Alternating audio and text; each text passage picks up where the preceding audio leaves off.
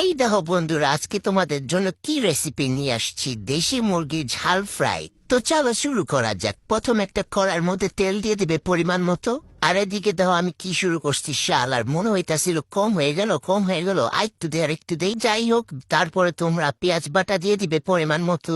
তারপরে তো তোমরা গুটা গুটা করে নেবে। এরপরে তোমরা আদা রসুন পেস্ট দিয়ে দিবে পরিমাণ মতো। তারপর আবারও সেই গুটা গুটা মানে আমার বিখ্যাত গুটা গুটা চলতেই থাকবে। তোমরা রেসিপিটা দেখতে থাকো। তারপর শালার মশলা অ্যাড করে দিবা। এই দেখো মরিচের গুঁড়ো, হলুদের গুঁড়ো, ধনিয়া এবং কাঁচা জিরের গুঁড়ো দিয়ে দিবে পরিমাণ মতো। এরপর আবারও সেই বিখ্যাত গুটাগুটি করে নেবা। এইবার আমি দিয়ে দেব পরিমাণ মতো আস্ত গরম মশলা। আজকে আমি অনেক কনফিডেন্স দিয়ে রান্না করতে আসছি, কারণ আমার হাজবেন্ড বলছে তুমি রান্না করো, তুমি তো পারো। বিশ্বাস করো গাইসেরা, জামাইয়ের মুখে এই কথা শোনার পর নিজেকে বড় মাপের একটা শেফ মনে হচ্ছিল। যাই হোক গাইস, ভালোভাবে কষিয়ে ঢাকনা দিয়ে ধামাচাপা দিয়ে দিবে। তারপর কিছুক্ষণ পরে ঢাকনাটা উঠিয়ে দেখবে মশলাটা কষিয়েছে কিনা ভালো মতো। আমার মনে হচ্ছিল কষিয়ে গিয়েছে ভালো মতো, তাই আমি মুরগিগুলো অ্যাড করে দিলাম। এরপরে তোমরা ভালোভাবে গুটা করে নেবে, যেন মুরগির সাথে মশলার একটা মিল মহাব্বত হয়ে যায়। তারপর তোমরা গুটাগুটি শেষ করে একটা ঢাকনা দিয়ে আবারও ধামাচাপা দিয়ে দিবে। তারপর কিছুক্ষণ পরে উঠিয়ে দেখবে কি অবস্থা।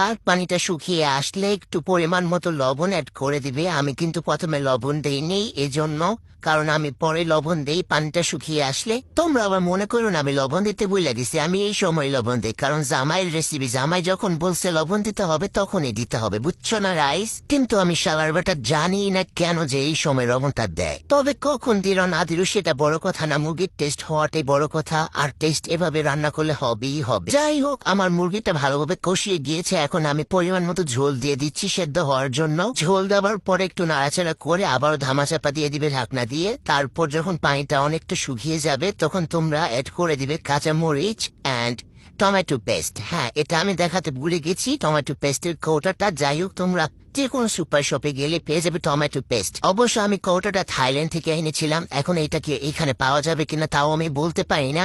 তারপরেও তোমরা যে কোনো সুপার শপে গেলে হয়তো বা পেতে পারো। যাই হোক গাইস, তারপরে তোমরা পরিমাণ মতো ধনিয়া পাতা দিয়ে দিও। এই ধনিয়া পাতা আর টমেটো পেস্টই হচ্ছে এই রেসিপির মূল উপকরণ। আমি জানি তোমরা হয়তো বা অনেকে ভাবছো যে চিকেনের মধ্যে আবার কেউ ধনিয়া পাতা দেয়। হ্যাঁ দেয়। এই চিকেন ঝাল ফ্রাই আসল উপকরণই হচ্ছে টমেটো পেস্ট আর ধনিয়া পাতা। এই দুইটা না দিলে তোমার কোনোভাবেই ঝাল ফ্রাইটা টেস্ট হবে না। যাই হোক গাইস, এখন আমি লবণ চেক করতেছিলাম, মনে হচ্ছিল কম হয়েছে। তারপর আমি আবার একটু লবণ অ্যাড করে দিয়ে ভালোভাবে গুটাগুটি করে নি।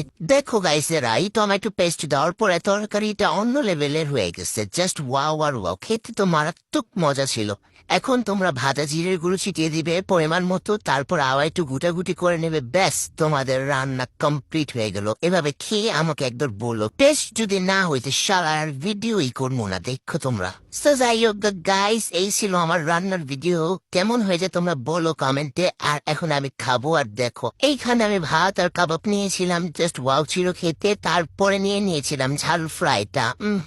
যেই মজা ছিল গাইস, এখন আমার বলতে বলতে খাওয়ার ক্র্যাভিং হচ্ছে। যাই হোক গাইস, এইটা তোমাদের জন্য, যারা আমাকে ব্যাড কমেন্ট করবে তাদের জন্য এটা, ওকে? শেষে একটু পাতলা ডাল নিয়ে নিয়েছিলাম। এই ছিল ভিডিও। তো আজকে এই পর্যন্তই, আল্লাহ হাফেজ।